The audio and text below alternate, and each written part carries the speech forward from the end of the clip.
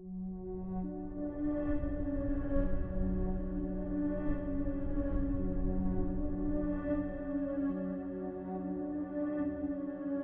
air in the Oxford apartments was heavy that night, the kind of heat that clings to the walls and makes everything feel just a little more real than it should. Police officers Robert Roth and Rolf Mueller weren't expecting to find anything more than another neighborhood disturbance. The report was simple: a young black man, handcuffed, running through the streets claiming that someone tried to kill him. When they caught up to him, Tracy Edwards was trembling, his eyes darting toward the man standing a few feet away. Jeffrey Dahmer looked calm, collected, almost bored. "Those are my handcuffs," he said softly, "and this is all just a misunderstanding." But Tracy's fear was too raw to ignore. "He tried to kill me," he gasped, "in his apartment. There's stuff in there. Real bad stuff." The officers followed Dahmer back to his small, one-bedroom apartment on the second floor. The hallway smelled faintly of meat gone bad, but it was the kind of odor most people ignored in an aging building like this. Inside, the air conditioner hummed, struggling against the summer heat. As Roth looked around, his eyes landed on a few strange things: a blue barrel in the corner, a power drill on the floor, and photographs taped to the refrigerator door. Dahmer stood silently, his face a mask of mild irritation. "Mind if I open the fridge?" Mueller asked. Dahmer hesitated. "You'll find nothing." The officer pulled open the door. The blast of cold air carried a stench he would never forget. Inside was a freshly severed human head, eyes half open, staring through the frost. Mueller stumbled back. "Jesus Christ," he whispered. And in that moment, Dahmer didn't run. He didn't fight.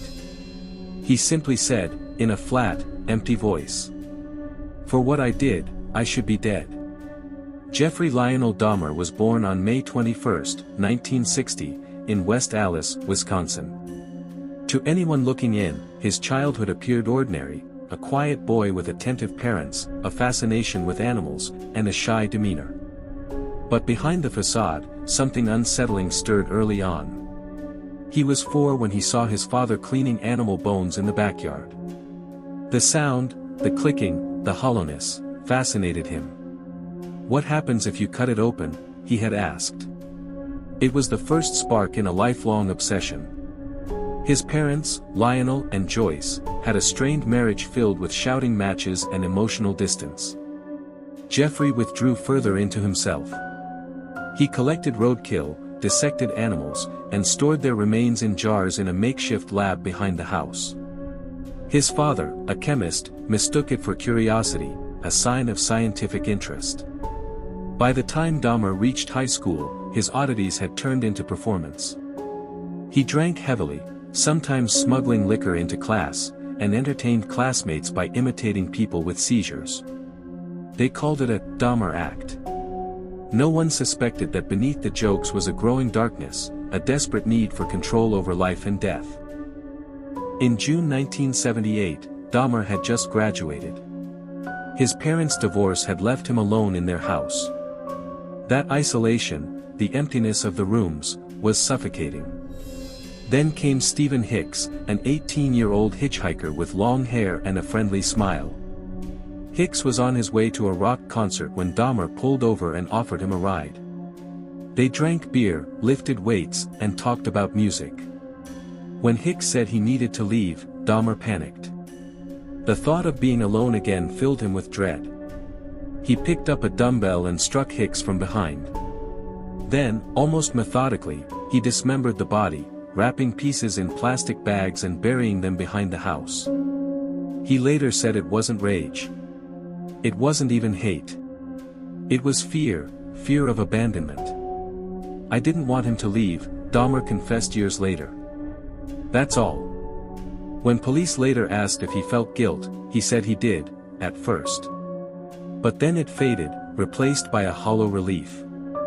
For almost 9 years after that first murder, Dahmer drifted. He attended Ohio State University but dropped out after 1 term due to alcoholism. He enlisted in the U.S. Army as a combat medic and was stationed in Germany. His superiors noted his intelligence and neatness, but the drinking continued. After 2 years, he was discharged. There were rumors among other soldiers, whispers of strange encounters in the barracks, but nothing was reported formally. When he returned home, he tried to start over. His father remarried, his mother moved away with his younger brother. Dahmer, ever the loner, moved in with his grandmother in West Allis. It was meant to be a new beginning. But soon, his old obsessions resurfaced. He stole a male mannequin from a store and kept it in his closet. He frequented bathhouses, but not for companionship, for control. When one partner reported falling unconscious mid-encounter, Dahmer was banned. That's when he began experimenting with sleeping pills. In 1987, Dahmer was living a double life, working at the Ambrosia chocolate factory by day, hunting by night. On November 20th, he met Stephen Twomey, a 25-year-old man, at a bar. They checked into a hotel together. Dahmer claimed he only wanted to lie beside him, but when he woke the next morning, Twomey was dead. He had no memory of killing him, or so he said. In shock, he bought a large suitcase, stuffed the body inside, and took it back to his grandmother's basement. There, he dismembered it, disposing of the parts in the trash. That act shattered whatever restraint he had left.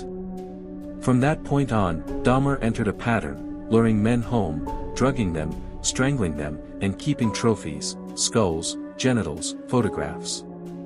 His victims were mostly young men of color, often marginalized, often unnoticed when they vanished. He perfected his routine, Polaroids, chemicals, rituals of possession. Each act was an attempt to recreate the same feeling from 1978, the power to keep someone with him forever. By 1988, his grandmother had grown suspicious. The foul odors, late-night visitors, the chemicals in the garage, she finally told him to move out. Dahmer found his own apartment on North 25th Street in Milwaukee. It was there that his spiral accelerated. He killed Anthony Sears in March 1989, a young model and aspiring dancer. For the first time, Dahmer kept a part of his victim, the head and genitals, preserved in acetone. They would later be found in a filing cabinet. But even as his crimes grew more depraved, he maintained a facade of normalcy. He worked diligently, rarely missed shifts, and even earned Employee of the Month once. His co-workers thought he was shy, maybe lonely, but harmless. He was quiet, one colleague said later.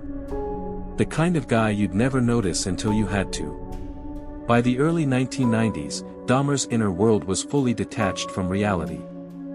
He dreamed of creating living zombies, compliant partners who would never leave.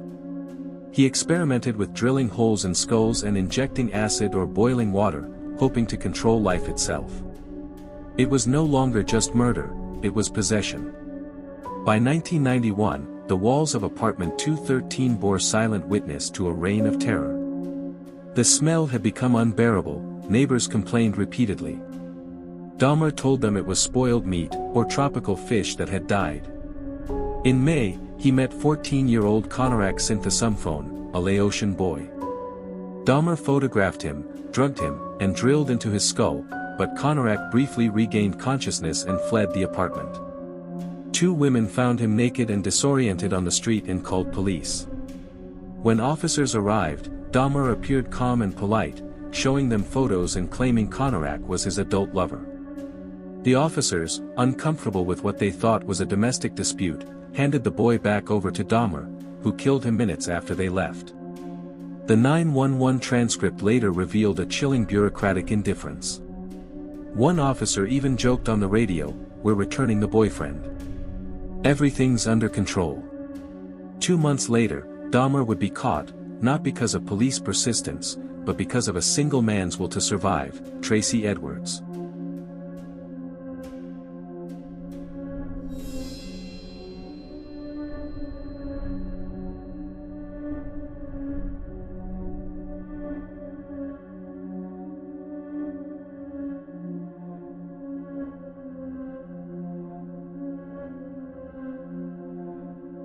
The apartment at 924, North 25th Street was silent now.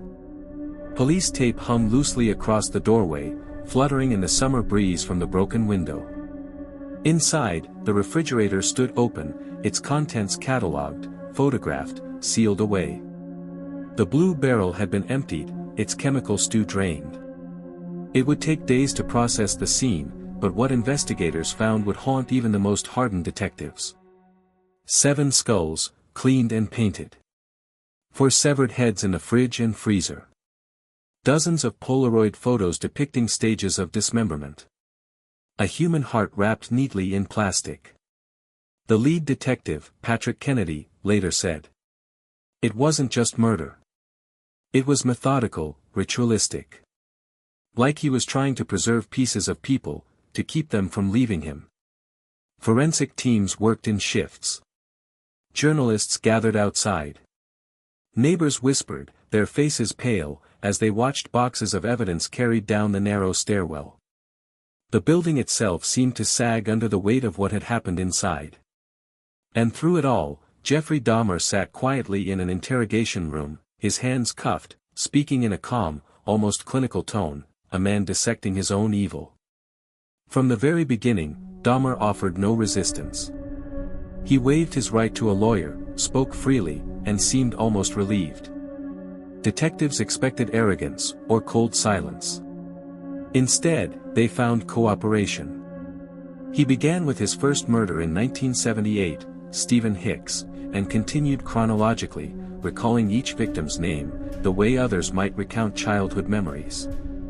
He described the thrill of control, the brief moments of connection, and the unbearable loneliness that followed.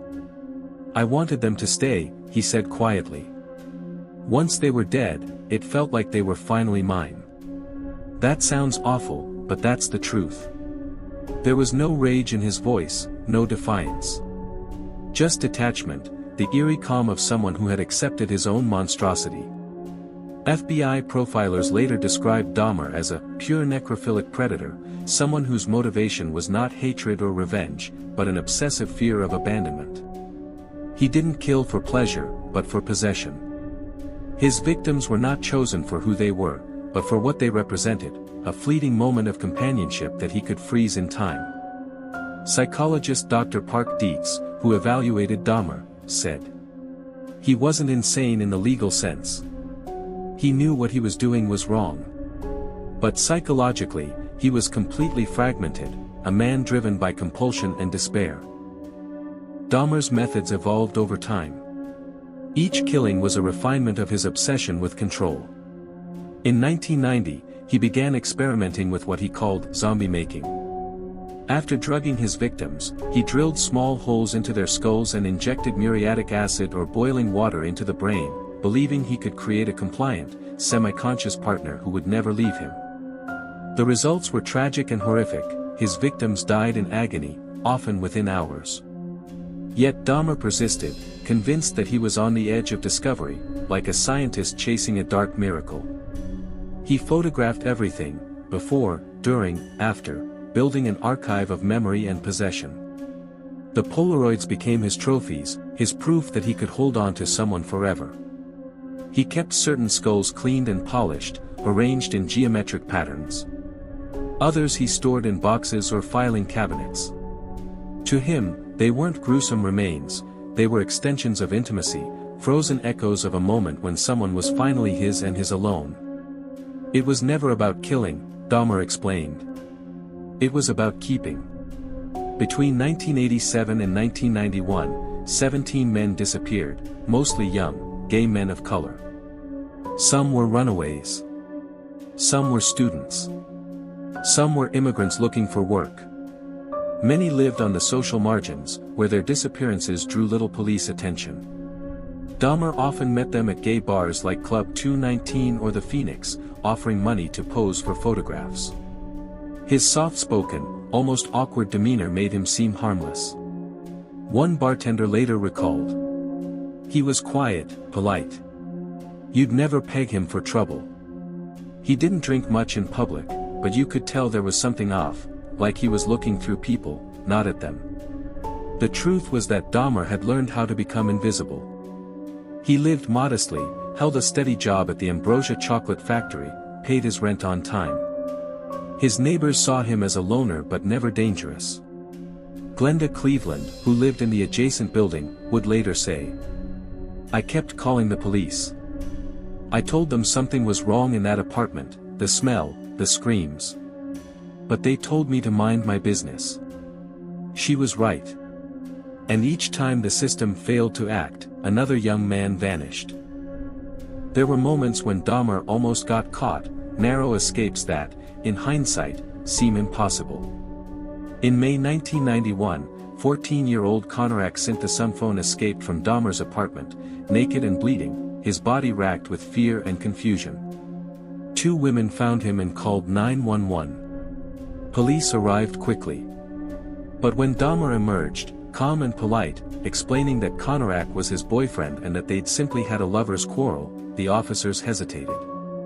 Dahmer showed them Polaroids of Konorak in his apartment, proof, he said, that the boy was an adult and consenting. The officers, uncomfortable and eager to be done with what they saw as a domestic issue, returned the boy to Dahmer's custody. Minutes after they left, Dahmer killed him. On the police dispatch tape, one officer can be heard joking. "We're back at the station. Returned the boyfriend. Everything's fine." That mistake would later haunt the department and become one of the most infamous failures in American law enforcement history. By the summer of 1991, Dahmer was losing control. His compulsion had become an addiction he could no longer manage. The murders were happening almost weekly. His apartment reeked of chemicals and decay, his refrigerator was filled with horrors he could barely keep track of.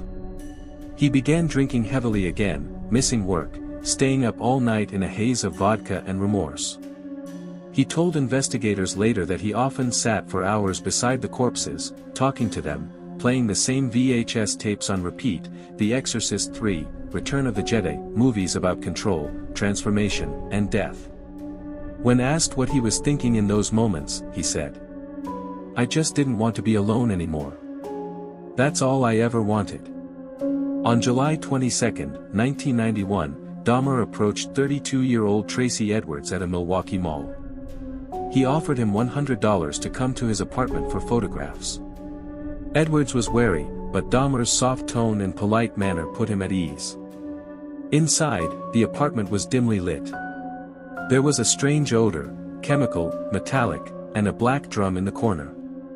On the walls, fish tanks and tropical posters. Then Dahmer handcuffed Edwards' wrist and pulled a knife. "You're going to stay with me," he whispered.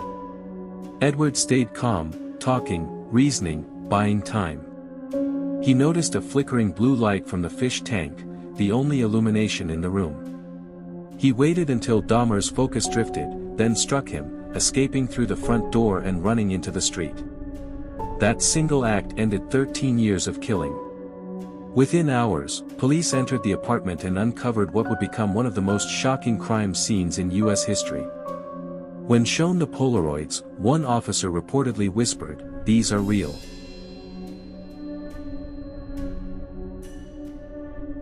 For 2 weeks after his arrest, Dahmer sat in a small interrogation room and spoke openly.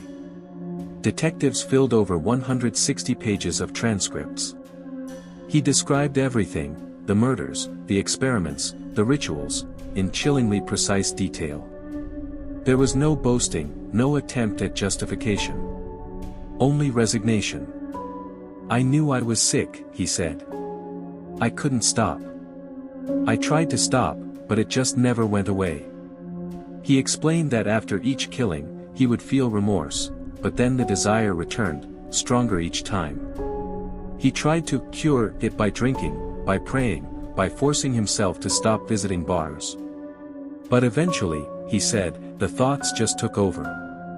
When asked if he believed in evil, Dahmer paused for a long time. Then he said softly, "Evil is something you choose. I chose it, over and over." In January 1992, Jeffrey Dahmer was charged with 15 counts of first-degree murder. He pleaded guilty but insane, admitting to the acts, but claiming mental illness had driven him. The courtroom was a battleground between law and psychology. The prosecution painted him as cold and calculating, pointing out his efforts to hide evidence and deceive police. The defense argued he was driven by uncontrollable impulses, a mind torn apart by loneliness and delusion. When the verdict was read, the courtroom fell silent. Guilty on all counts. He was sentenced to 15 consecutive life terms, totaling 957 years in prison. He showed little emotion, only nodding as if accepting what he'd always known would come. At the Columbia Correctional Institution, Dahmer became something of a morbid celebrity. Some inmates avoided him, others taunted him. He told prison chaplains that he'd found religion and accepted his fate. "I deserve death," he said more than once. In November 1994, he was attacked by a fellow inmate, Christopher Scarver, while cleaning the prison gym. Dahmer died instantly, bludgeoned with a metal bar. To some, his death was justice. To others, an ending too simple for the horror he'd unleashed.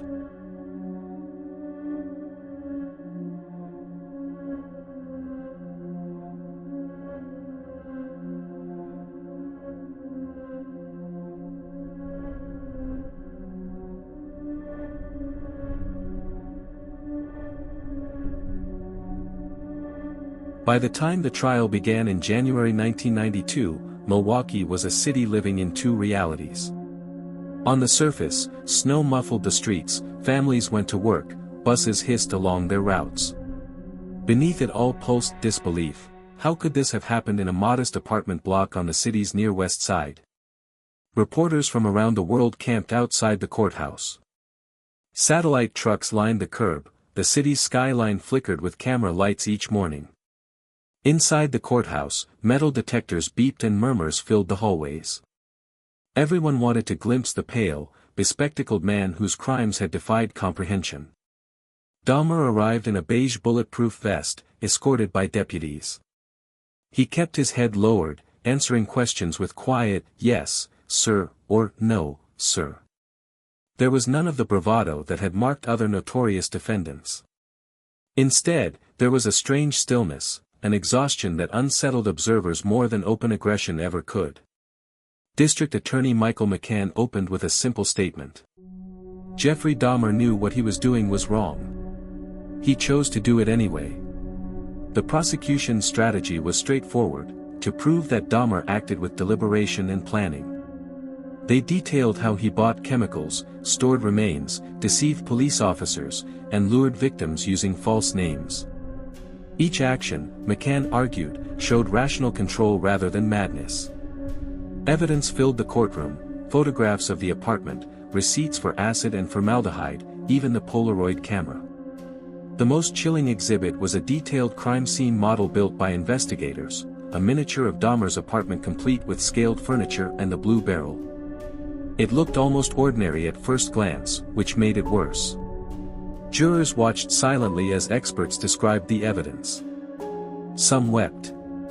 Others stared straight ahead. One juror later said, "It was the normality of it that broke you. It looked like any apartment until you realized what you were looking at." Public defender Gerald Boyle faced an impossible task. His argument rested on insanity, that Dahmer was so psychologically damaged he could not distinguish right from wrong. Boyle called psychiatrists who described severe personality disorders, necrophilic compulsion, and delusional attempts to preserve love through possession. Boyle told the jury, "This is not evil in the conventional sense. This is a man consumed by sickness, by a need he could not master." But the prosecution countered with precision. Dahmer hid his axe, lied to police, planned the killings meticulously. He knew exactly what he was doing, McCann repeated. He just didn't care. When the victims' families took the stand, the sterile air of the courtroom broke. Mothers spoke of missing sons, brothers described nights spent searching bus stations and hospitals. Photographs of smiling faces, birthdays, graduations, family dinners, appeared on the screens. One father said quietly, "We didn't know monsters looked like neighbors." The moment that defined the trial came when Rita Isbell, sister of victim Errol Lindsay, stood to give her victim impact statement. Her grief burst into fury. She shouted at Dahmer, lunging toward him before deputies restrained her. The outburst lasted seconds, but it burned into public memory. That clip aired on nearly every newscast for weeks.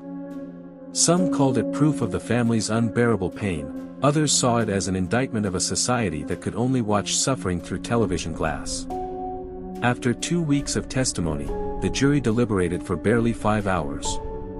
On February 15, 1992, they returned, guilty on all counts. Dahmer was sane. Judge Lawrence Graham Jr. addressed him directly. "This court does not believe you are incapable of understanding. What you have done is beyond comprehension, but you will face its consequences. 15 consecutive life terms, 957 years in prison, the longest sentence possible under Wisconsin law." Dahmer's only response was a nod. Then, in a voice barely audible, he said, "Your Honor, I never wanted freedom. I deserve whatever I get." Outside the courthouse, families cried, reporters shouted into microphones, and the crowd's anger mingled with relief. The trial was more than a legal proceeding, it became a mirror reflecting cultural wounds. Commentators debated how police indifference and systemic bias had allowed Dahmer to kill so long, especially within Milwaukee's Black and Asian communities. Community leaders demanded reforms in police training and the handling of missing person cases involving marginalized groups. Gay rights advocates pointed out how homophobia had contributed to the victims' invisibility. Newspapers published editorials titled, "How Many Warnings Did We Ignore?" and "The Monster We Made." Sociologists, theologians, and criminologists crowded talk shows, dissecting the case as America's latest morality play. Was Dahmer born evil or shaped by neglect? Could loneliness become lethal? What does justice look like when the crimes defy imagination? Television networks produced documentaries within months. Crime magazines printed special issues. The public couldn't look away, yet everyone claimed they wanted to forget. At the Columbia Correctional Institution, Dahmer's life was stripped to routine: 6 a.m. head count, breakfast, cleaning duty, evening lockdown. Fellow inmates alternated between fascination and hatred. Guards said he rarely spoke, reading the Bible or drawing quietly in his cell.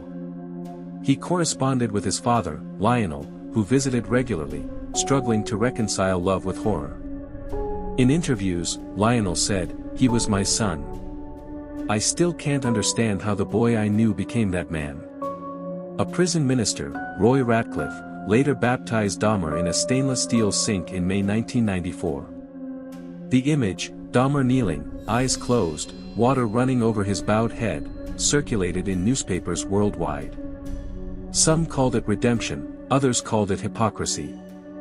On November 28, 1994, Dahmer was assigned to clean the prison gym with 2 other inmates.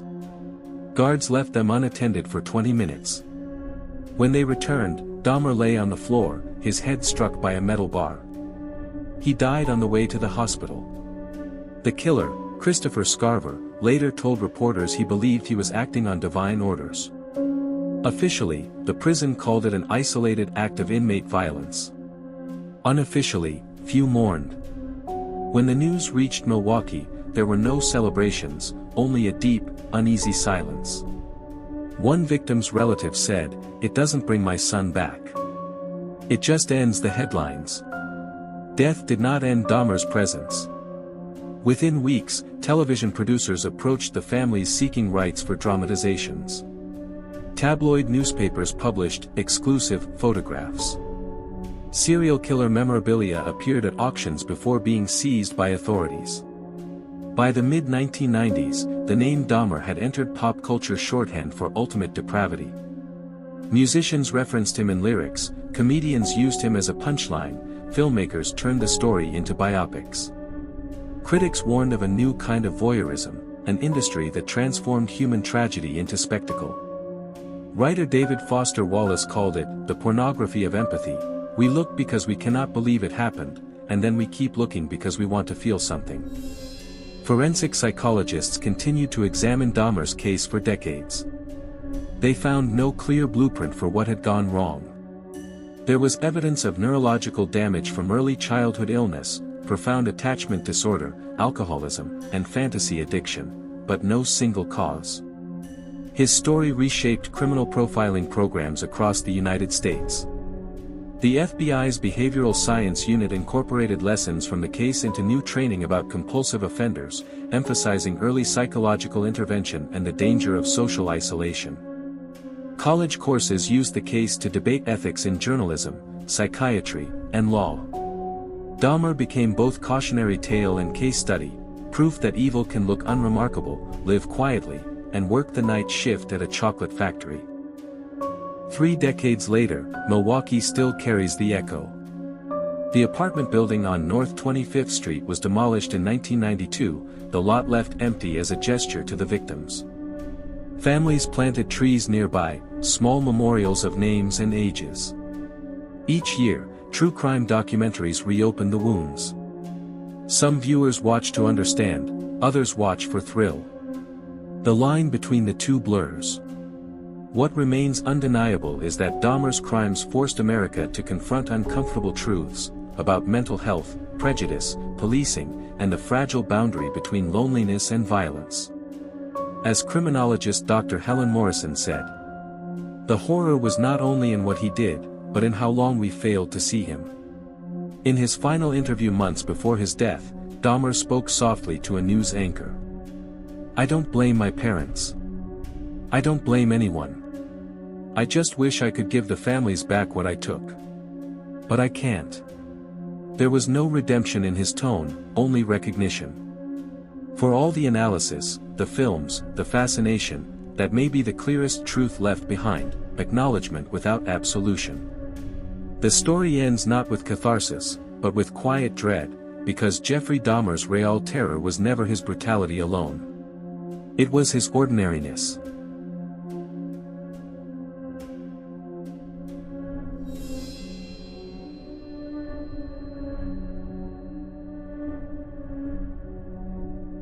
Today, the place where apartment 213 once stood is just an open space bordered by chain-link fence and crabgrass. Neighborhood children ride bicycles past without noticing. Visitors sometimes stop to read the small bronze marker that lists the victims' names. There is no mention of Dahmer. The silence of that ground is its only memorial.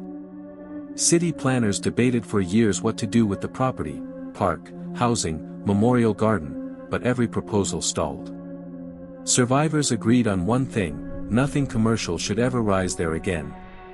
The emptiness itself felt sacred, a pause between memory and forgetting. For the victims' families, survival meant learning to live beside the headlines.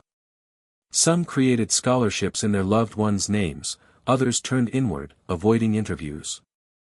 A few found purpose in activism, campaigning for stronger missing persons protocols and police accountability. In Milwaukee's LGBTQ+ community, bar owners who had once known the victims organized support networks. They spoke publicly about stigma and safety, transforming grief into education. For them, remembrance was not about Dahmer's darkness but about the lives that might have continued if society had listened sooner. Milwaukee itself changed. Police departments introduced cultural sensitivity and crisis intervention training. Community liaisons were appointed to improve relations between officers and residents of color. None of these reforms erased the past, but they acknowledged it. Sociologists later called the Dahmer case a study in civic blindness, the way prejudice, bureaucracy, and silence can form a perfect cover for cruelty. In classrooms, the story became less about one killer and more about the people who might have stopped him but didn't. Lionel Dahmer's memoir, A Father's Story, appeared in 1994, written with halting honesty. He described the guilt that haunted him, every missed warning sign, every moment of denial. The book was part confession, part plea for understanding of mental illness. Some readers saw courage, others saw exploitation. For Lionel, it was a way to survive his own name. He visited universities and faith groups, urging early psychological help for children showing violent obsessions. Don't assume it's a phase, he told audiences. Love them, but act. In the following decades, researchers at Quantico and universities across the U.S. revisited the Dahmer files. They analyzed interviews, childhood reports, and brain scans. The findings were inconclusive yet revealing: multiple risk factors, social isolation, substance abuse, obsessive fantasy, can combine in unpredictable ways. Dr. Helen Morrison, one of the psychiatrists who interviewed him, wrote later. He was not born a monster. He grew into one in the absence of connection. Her conclusion reframed the conversation from punishment to prevention. Understanding, she argued, was not sympathy, it was protection. By the 2000s, streaming services and podcasts turned real-life murder into mainstream entertainment. The Dahmer case became shorthand for the morbidly fascinating. Documentaries multiplied, dramatizations blurred fact and fiction. Critics warned of murder fatigue.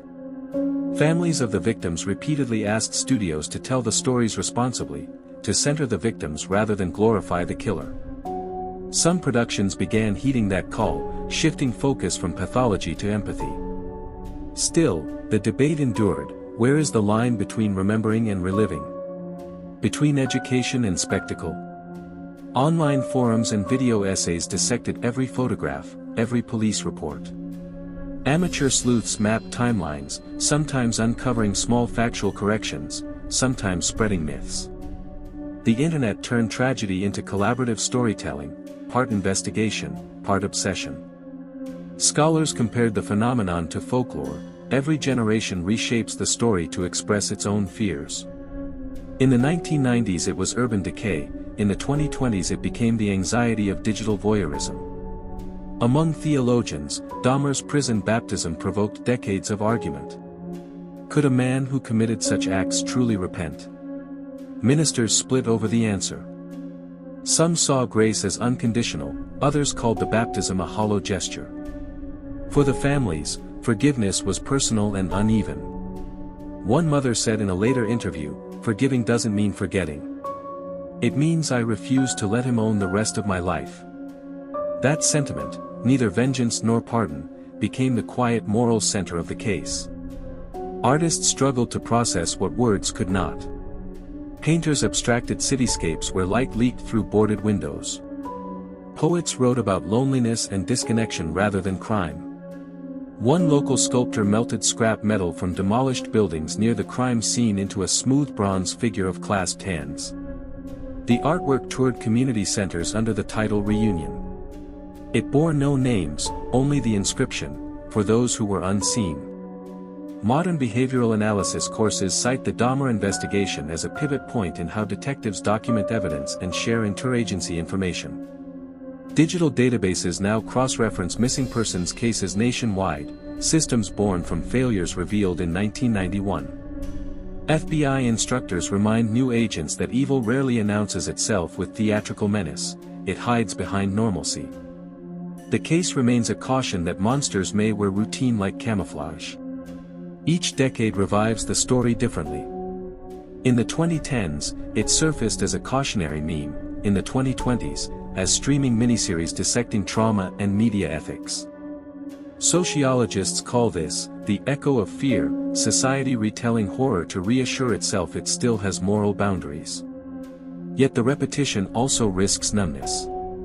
A Milwaukee journalist wrote, "When we turn monsters into icons, we learn less about them and more about our appetite for darkness." From distance, Dahmer's story becomes less about one man and more about human blindness, the way loneliness, prejudice, and neglect intertwine. Each failure to see him clearly was mirrored by a failure to see his victims as full citizens. The lesson, in the end, is civic rather than personal, that compassion and vigilance are acts of safety. Preventing the next atrocity begins with listening to the unheard and caring for the isolated. 3 decades later, visitors to the Milwaukee Memorial sometimes leave small stones, not flowers. Stones endure winter, rain, and time. Each represents a life that once intersected with a man whose name became a shorthand for horror. The wind across the lot carries no judgment, only quiet. The story lingers because it asks questions that outlive their answers. What creates a monster? What allows him to remain unseen? And how can a society look into such darkness without becoming part of the spectacle? In that silence, perhaps, lies the real conclusion, a recognition that the boundaries of good and evil are not lines on a map but mirrors we must face.